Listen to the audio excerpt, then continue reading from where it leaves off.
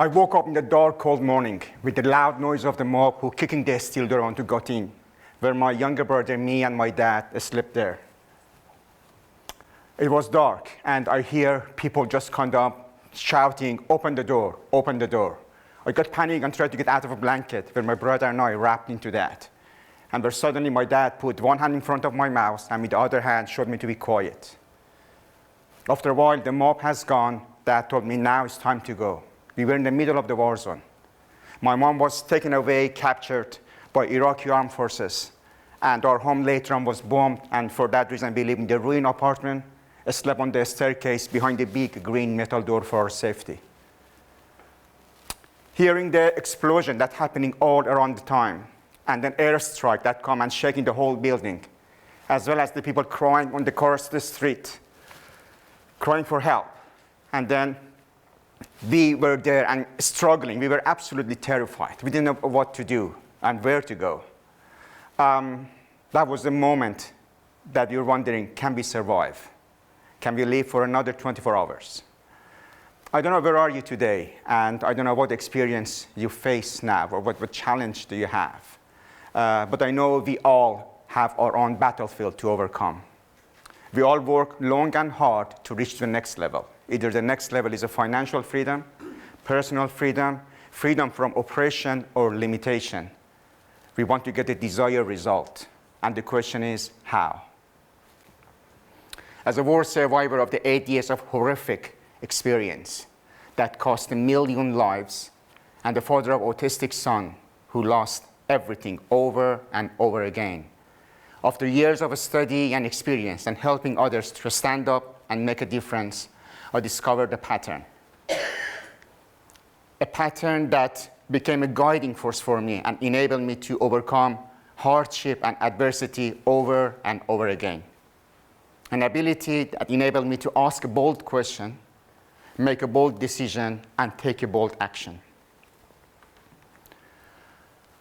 Since we lost our home and we were moving frequently from location to location, city to city, as a refugee and the homeless people, we were often rejected, unwanted, and marginalized. As a young teenager, I was struggled to understand what's happening, and challenged with my post-traumatic stress disorder condition. I felt overwhelmed, and yet I became obsessed with the idea of breakthrough, how to live a life in full and experience freedom. It takes time to, after a lot of disappointment and the failure, but I find that what controls our lives is what we focus on. Our focus changes the resources that are available to us and have a massive impact on our decision making. It can enable us to live in the scarcity and terrorized by fear, or move us toward the freedom where we can have a joy and the happiness. For years, we live in the small and the compromised life because we believe we are not good enough, we don't have enough, and we can't do anything about it. But that was a lie. We all have a choice to make, even in the darkest hours. We can choose between fear and freedom, problem and solution, to go up or to give up. If we can ask a bold question, what is possible, what is missing, and what holds me back to go to the next level? That mindset enabled me to overcome my past trauma, dealt with my post-traumatic stress disorder, and also survive and thrive when I was forced to leave my home country empty-handed without any financial support. Today, there are a great number of the people who are living the same boat and struggling to go forward. The challenge is not about lack of capability or more resources, but lack of clarity and asking a bold question. What is possible? What is missing? And what holds me back to go to the next level?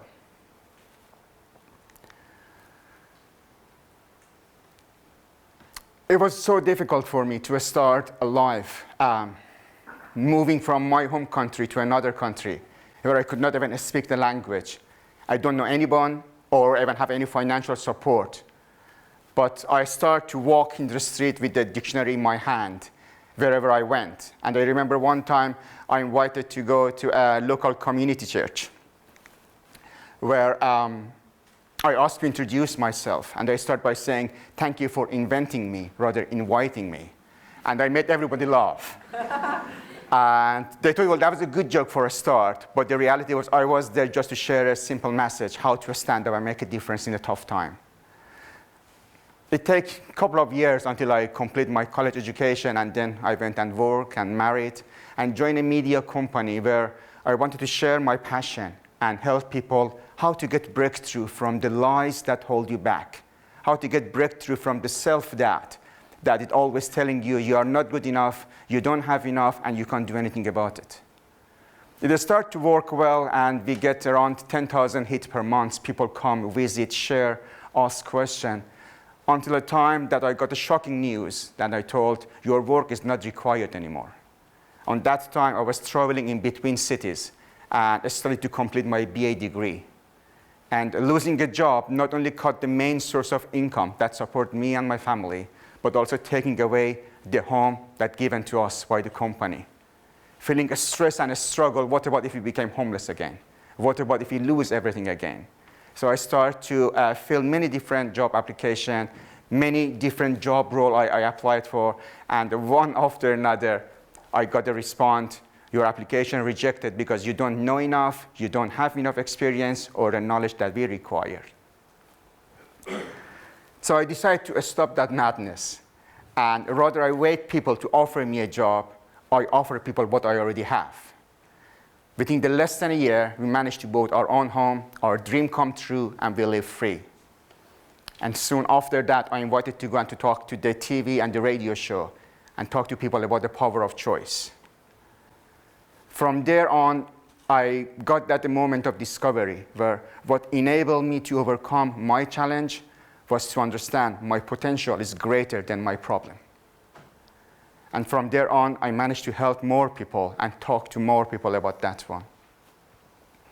I learned our mind works like a thermostat. So it works according to its program. So if you train or if you set your thermostat to, let's say, 20 degrees, it will keep the room temperature up to 20 according to its program, which is acceptable. And that's the way our mind works. So it works according to its program and what is acceptable, not what is capable. I learned the challenges, hardship, and adversity come to us as a gift and enable us to become the best version of ourselves, what we can become, not accept the life as it is. And that's what helped me to go forward. The question is, where are you today, and what challenge do you face? It was a Wednesday around lunchtime when I got a phone call from a school.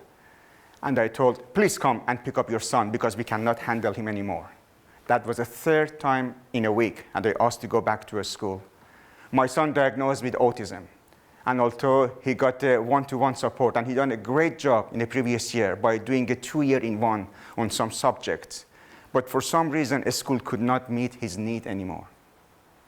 So after we come back home, he immediately asked me, Daddy, what is wrong with me? I'm tired. I don't like a school anymore. And I replied with a smile. I said, no, you're special. Nothing is wrong with you, and you're doing great, and I'm really proud of you.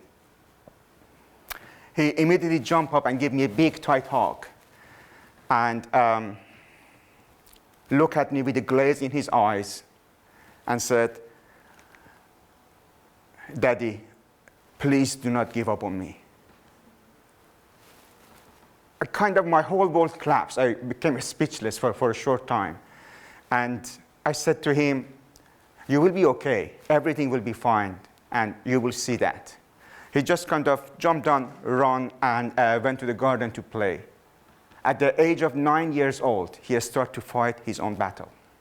Feel insignificant, lost the confidence, and struggle with, am I good enough? Can I do that? I don't know if you have been there or not, where the history repeated. It's kind of like a deja vu moment that reminds me when I was younger. And I was mocked, bullied, and rejected from the school because of my background, because of my past history, and were not accepted. And I learned life is a daring adventure.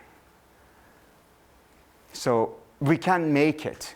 The tough time come to pass. They don't come to stay. They come to pass and change us so who we can become. And I remind myself, our life control with what we focus on. And that became my story and enabled me to go forward. I work with many different people, from the NHS manager to the church leader to the organization leader, where they kind of secretly, they struggle with that point. I'm not good enough. We are not good enough. We can't do this. We don't have that. And when I help people, I say, well, let's just ask a question. Ask a bold question. Let's just making a bold decision. Let's just take a bold action and go forward.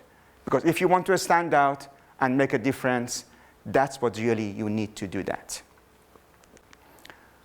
My question is, where are you today and what challenge do you face?